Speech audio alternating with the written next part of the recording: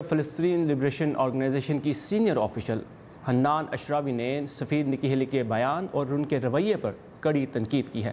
تفصیلات لیں گے کیپٹل ہل پر موجود نیلوفر مغل سے۔ نیلوفر، نکی ہیلی کے اقوام متحدہ کی سیکیورٹی کونسل میں بیان پر فلسطینی عہدیدار نے کیا کہا ہے؟ جی ثاقب، جو فلسطینی عہدیدار ہیں حنان اشراوی، انہوں نے اقوام متحدہ کی سفیر نکی ہیلی پر یہ الزام عائد کیا کہ وہ اقوام متحدہ کے جو ارکان ہیں ان کو دھمکا رہی ہیں کہ وہ واشنگٹن کی حمایت کریں۔ گزشتہ سال بھی ہم نے دیکھا کہ جب سفارت خانے کی منتقلی کا اعلان کیا جا رہا تھا تو اس وقت سفیر نکی ہیلی نے یہ کہا تھا کہ ہم دیکھیں گے کہ وہ کون سے ملک ہیں جو کہ امریکہ کے خواہشات کے برعکس ووٹ ڈالتے ہیں۔ اور منگل کے روز بھی سفیر نکی ہیلی نے کہا کہ غزہ میں جو بھی ہلاکتیں ہوئی ہیں اس کے پیچھے حماس ہے اور اس کی حمایت کرنے والا ایران ہے۔ مزید تفصیلات دیکھتے ہیں اس رپورٹ میں۔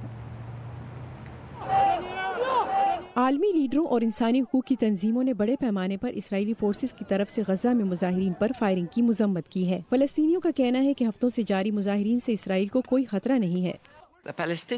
غزہ میں احتجاج کرنے والے فلسطینیوں کا احتجاج پرامن ہے۔ اگر آپ دھواں اور آگ دیکھیں تو یہ ان کی اپنی زمین پر ہے۔ دھوئیں کا مقصد یہ ہے کہ اس کے پردے میں وہ گولیوں سے بچ سکیں۔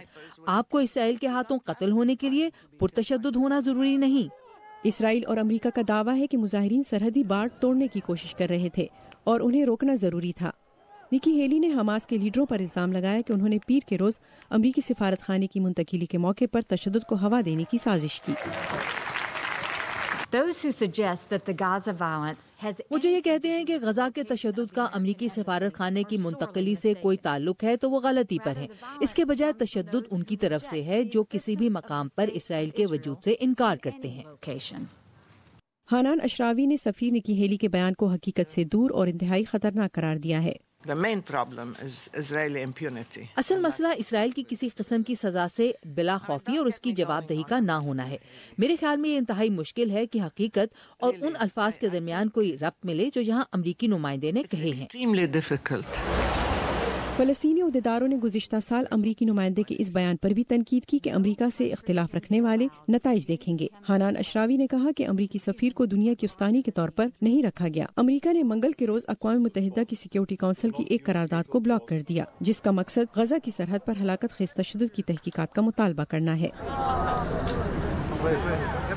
اور سینئر فلسطینی عہدیدار حنان اشراوی کے اس بیان پر اقوام متحدہ کے لیے جو امریکی مشن ہے اس کی طرف سے فی الحال کوئی رد عمل سامنے نہیں آیا ہے، لیکن اقوام متحدہ کے سیکریٹری جنرل اینٹونیو گٹرس کا کہنا ہے کہ اتنی ہلاکتیں ہوئی ہیں تو اس سے یہ پتہ چلتا ہے کہ اس معاملے کی فوری اور سیاسی حل کو ڈھونڈا جائے۔ جی ثاقب۔